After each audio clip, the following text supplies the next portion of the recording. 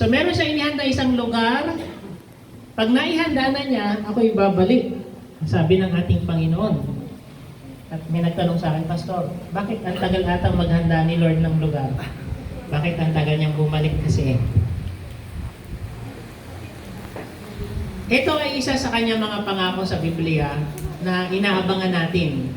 Yung isang lugar na yon na kung saan na inihanda ng Panginoon sa atin. So, nung bata ko, kinikwento ito sa akin ng nanay. So, habang kinikwento niya, nakahiga kami sa kubo. No, kubo yun, ha? May lamok, tapos may mga palaka sa paligid na nag-iingay. Kakatapos lang ng ulan. Wala po kami noong kuryente. So, walang Facebook, walang ano. Talagang nakikinig lang kami kay nanay. Nakikwento siya, alam niyo mga anak, sa langit, kasi hindi pa kami kumain nung gabi nun eh, wala nga po na. Nakikwento na lang kami ni nanay tungkol sa langit. Alam niyo, sa langit wala nang gutom, sabi niya.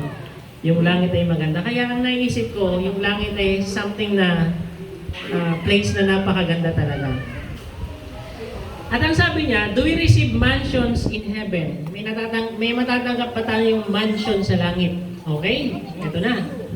Be realistic na mga kapatid. Handa na ba kayo sa inyong mga mansyon? Amen. Amen. Malaki to, Albor. Ilan ang ititira mo dito? Buong pamilya.